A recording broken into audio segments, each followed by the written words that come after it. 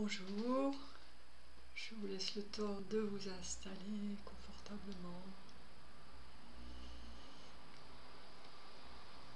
Et maintenant que vous êtes un peu familiarisé avec ces Yoga Sutras, je vous propose un résumé des épisodes précédents car il commence à y avoir beaucoup d'éléments qui s'imbriquent certes, mais c'est bien de les repérer les uns avec les autres. Alors d'abord, l'ultime libération, le Kaivala, dont parle le dernier chapitre, le 4e chapitre. Le Kaivala, on est au début du 2e chapitre, donc peut-être on va laisser le Kaivala pour l'instant. Puis, sommes-nous prêts à tout lâcher déjà pour ce mystère? Moi, personnellement, pas du tout. Pas encore, loin de là. Par contre, le Samadhi, cet état où l'esprit n'est déjà plus ou beaucoup moins dispersé, cet état indicible où nous sommes déjà bien tournés vers l'intérieur dans une sensation de félicité, de joie, qui est dit être le degré final du yoga dans le 2e chapitre. Peut-être cela vaut la peine d'essayer, ne serait-ce que furtivement.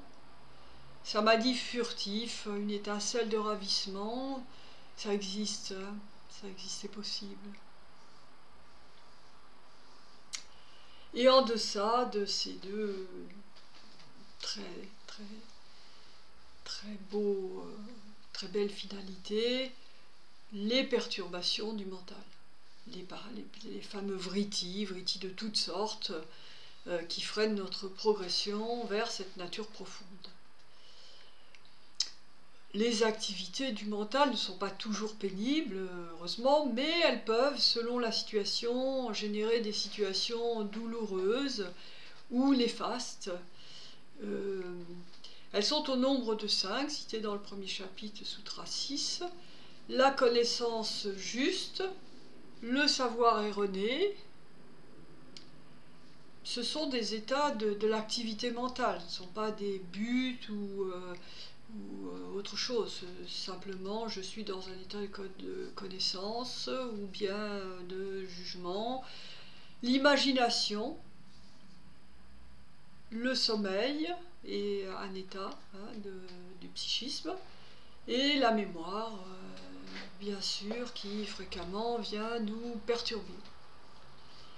On n'a pas à détailler ces activités, peut-être une autre fois dans un autre sujet. En tout cas, pour apaiser ces allées-venues, ces vrittis, nous rencontrons un certain nombre d'obstacles que je cite à nouveau. La maladie, dont on a dit que elle pouvait parfois être une occasion, une opportunité pour rebondir quand on s'en sort. La lourdeur d'esprit, la léthargie, la fainéantise mentale, je ne sais pas comment on peut l'appeler, le doute ou l'indécision, la négligence, la paresse, l'intempérance, l'égarement, la non-atteinte du but et la dispersion. Donc, beaucoup d'obstacles, hein, on le voit, et ces obstacles qui plus ou moins sont liés les uns aux autres, hein, génèrent des symptômes, donc des symptômes cette fois bien concrets, physiques et mentaux. Le premier, c'est la souffrance, hein, dont on a beaucoup parlé dans la dernière vidéo. L'angoisse ou la dépression, donc phénomène psychique, psychologique, le tremblement du corps et les perturbations respiratoires. On le sait, quand le souffle est agité, le mental n'est pas bien. Et l'inverse est vrai. Alors nous allons entrer là plus avant dans ce 2e chapitre, celui des moyens. Et c'est dans ce chapitre, le Kriya Yoga, le yoga de l'action, est pratiqué pour atténuer ces perturbations du mental et pour agir sur les causes de les racines de la souffrance et de l'illusion. L'illusion étant considérée comme une forme de souffrance, puisque c'est la souffrance de croire en la vie, en quelque sorte. Quelque chose qu'on retrouve, la Maya, l'illusion, qui, si vivre c'est souffrir, la Maya en est l'illusion. Ça c'est purement le cœur du bouddhisme, enfin on le retrouve également dans l'hindouisme. Donc il faut, justement se libérer de cette illusion pour atteindre l'état de félicité. Donc atténuer ces causes, ces racines de souffrance et d'illusion et permettre le samadhi, donc l'absorption dans l'absolu, l'enstase. Ce chemin va nécessiter un travail, un effort, le yoga de l'action, il faut agir, il faut s'engager en tout cas, et peut-être atteindre un autre rapport à nous-mêmes et à ce qui constitue notre environnement. Franz Morst dit le Kriya Yoga conduit de l'obscurité vers la clarté, réduisant les sources d'affliction, douleur, souffrance, klesha. On est donc dans ce yoga de l'action au cœur de ce qui nous occupe dans la pratique du yoga aussi. Travailler à l'apaisement des douleurs, on pourrait dire de la douleur de l'existence.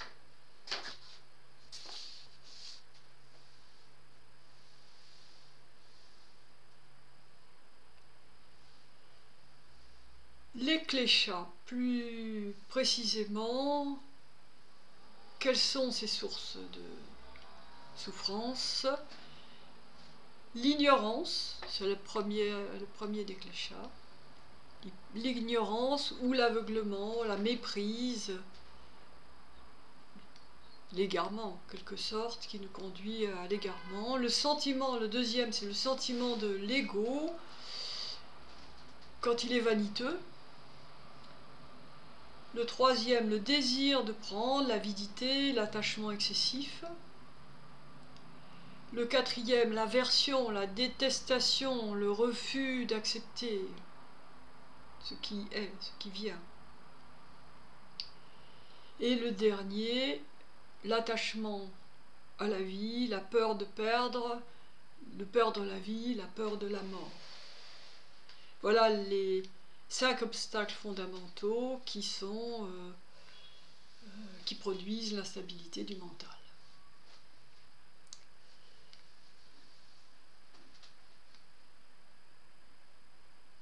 Alors ces 5 kleshas sont cités, sont indiqués non pas dans le premier chapitre, mais dans le second qui est celui des moyens.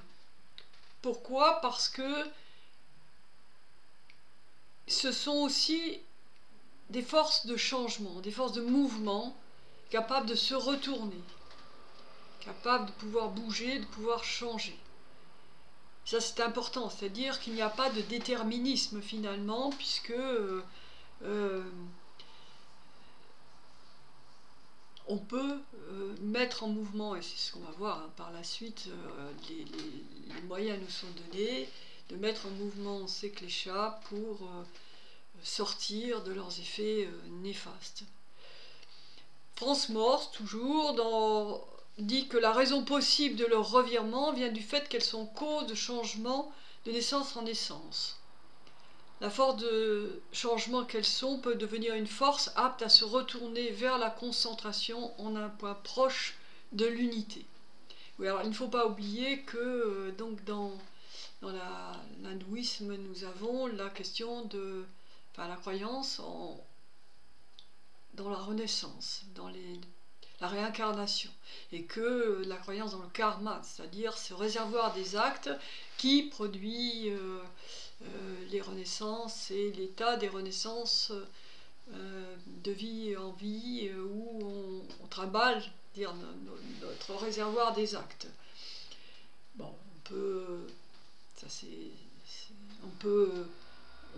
on peut décaler un peu cette question avec notre réservoir inconscient, en quelque sorte, où on se trimballe des mémoires, et parfois des mémoires très anciennes, des secrets par exemple, familiaux, qui se promènent de génération en génération, sans pour autant parler de renaissance. On peut avoir des choses comme ça dans notre inconscient. Les kleshas constituent des germes, donc des racines d'illusion et de souffrance, mais elles sont comparées par Vyasa, le commentateur, à des grains de riz. S'ils sont encore protégés de leur enveloppe, ils seront susceptibles de germer, à condition de les faire cuire, de les planter, pardon. En revanche, dépouillés de leur enveloppe, donc ils ne peuvent plus se développer. Justement, le commentateur dit que les pratiques de purification rendent ces semences semblables à des graines brûlées. Donc là, c'est là qu'il s'agit de les faire cuire. Pour consumer elles sont consumées par le feu spirituel et ne peuvent donc plus germer. Donc on a comme ça une métaphore avec ces germes. Alors c'est un peu dommage que les germes c'est la vie, mais certains germes méritent à un moment donné d'être purifiés pour pouvoir s'en débarrasser s'ils sont néfastes. Toujours la même chose. Ces kleshas possèdent plusieurs niveaux d'intensité, ne sont pas toujours visibles, surtout quand ils sont en veilleuse. Cela ne veut pas dire, loin de là, qu'ils soient éliminés. Comme un volcan, les racines de souffrance peuvent se révéler avec virulence, même après un long et profond sommeil. Donc méfiance, se méfier de l'eau qui dort. Et lorsqu'elles se révèlent, lorsqu'elles deviennent virulentes, il n'y a plus aucun contrôle possible de la situation, nous dit toujours Franz Morse. Donc ça devient dramatique. Ainsi, comme je vous l'avais déjà indiqué, on est dans une sorte de circularité. Dans les actions, les souffrances sont déjà en germe et développent l'une ou l'autre des 5 souffrances qui agit sur les autres, et en retour les souffrances génèrent des actes qui portent des fruits, qui engendrent des germes, des graines qui vont germer, etc. Alors on peut aussi le faire en sens inverse. Les germes, composantes psychiques que nous portons, si elles sont sollicitées, réveillent les souffrances et génèrent des actes qui portent les fruits qui germeront l'année suivante, etc., etc.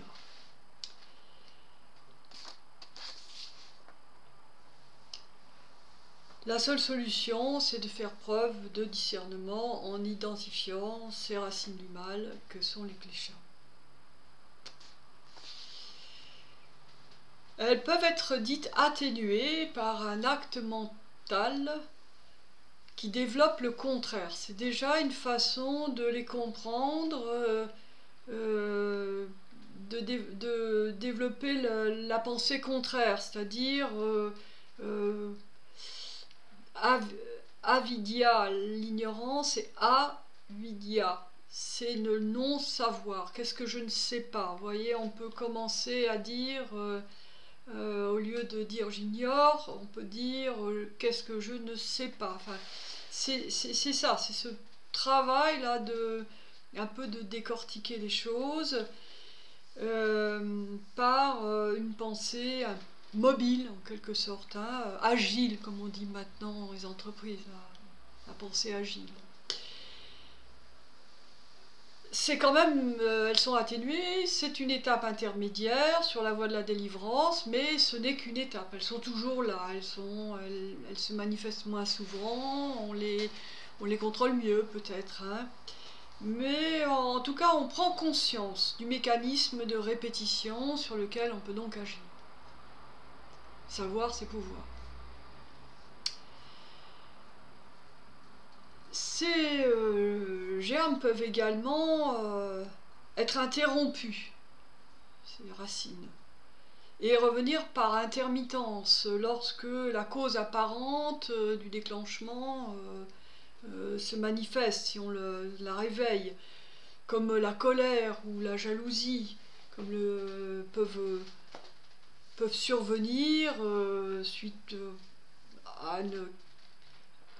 à cause d'un sentiment d'injustice ou celui d'être trompé, qui peut être en sommeil et puis tout à coup quelque chose vient le réveiller. Donc ça veut dire que le mouvement il est suspendu, mais là aussi si on n'agit pas sur la racine profonde et pas simplement sur l'objet du déclenchement, il reviendra, sauf à développer cette fois l'opinion contraire. Là, on est plus loin que la pensée agile. Terme employé dans le Samkhya Karika, comme indiqué par Aliette de Grasse. L'opinion contraire, c'est vraiment un effort de développer l'argumentaire pour l'avis contraire. Même. Alors ça ne veut pas dire qu'on va l'adopter, ce point de vue contraire. Ça veut dire qu'on est capable de le développer, qu'on est capable donc de prendre du recul par rapport à ce qu'on pense, qu'on croit juste, et de faire preuve de discernement. Car les choses sont toujours plus complexes qu'on ne le pense ou qu'on veut nous le faire croire. Pour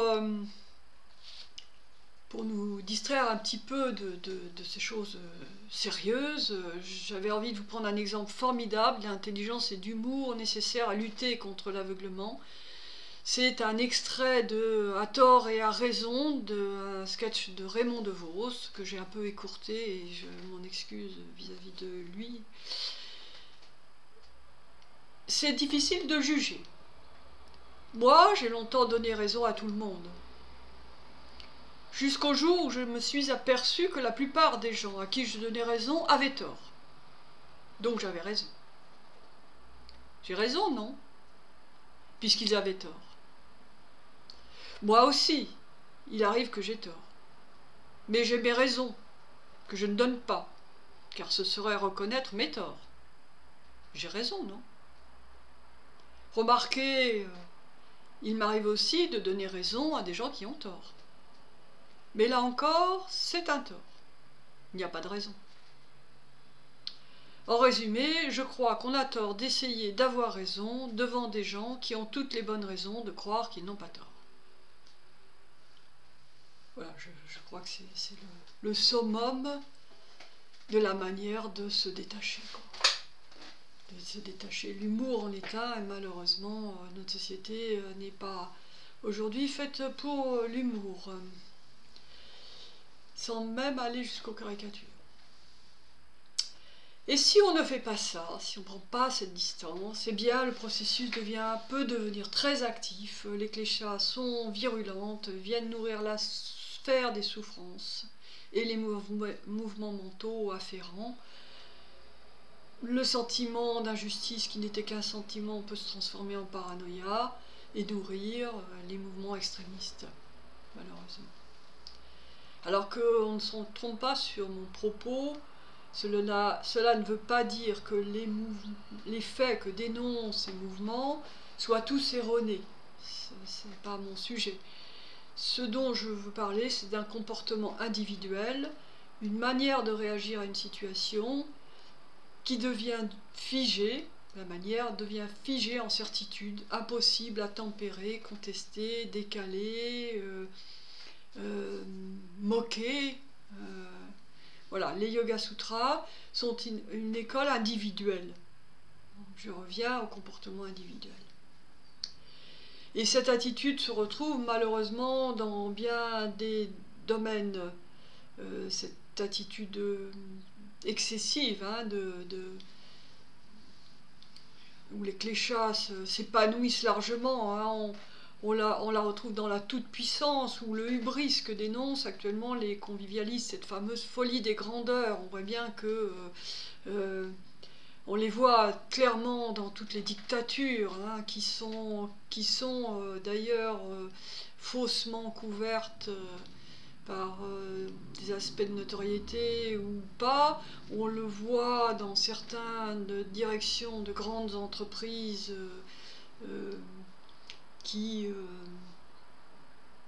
mènent une politique de gestion humaine odieuse sous des couverts de communication bienveillante. Mais il y a aussi des tyrans domestiques. Et cela veut dire que personne n'échappe, enfin personne n'échappe, si, heureusement beaucoup de gens y échappent, mais ils se font est susceptible de se révéler pour tout un chacun et dans des situations qui ne sont pas forcément des situations de pouvoir avéré, hein. L'actualité nous le rappelle sans cesse, et récemment encore, le meurtre de Samuel Paty ou celui des 2 gendarmes en donne un exemple affreux de ce mouvement qui dégénère vers la folie quand même, malheureusement avec beaucoup de dégâts. Bien souvent, en se laissant dominer par ses émotions au détriment de la connaissance, l'homme se prive donc lui-même, et souvent à son insu, parce que ses gestes ne sont... Enfin, la personne qui agit, elle agit sous un pouvoir qui lui échappe, en fait, qui vient de soi, mais qui n'est absolument pas maîtrisé. L'homme se prive de ses capacités de discernement dans un aveuglement de souffrance qui se renouvelle encore et encore. Voilà, tout ce qu'on peut lire, hein, de ces Yoga Sutras, c'est quand même extraordinaire ce que ça nous permet de travailler, auquel cela nous permet de réfléchir. Et la cause et l'enjeu là, de ces kléchas, c'est d'abord l'ignorance et le non-savoir. Je vous invite à écouter la suite. Et merci pour votre attention aujourd'hui.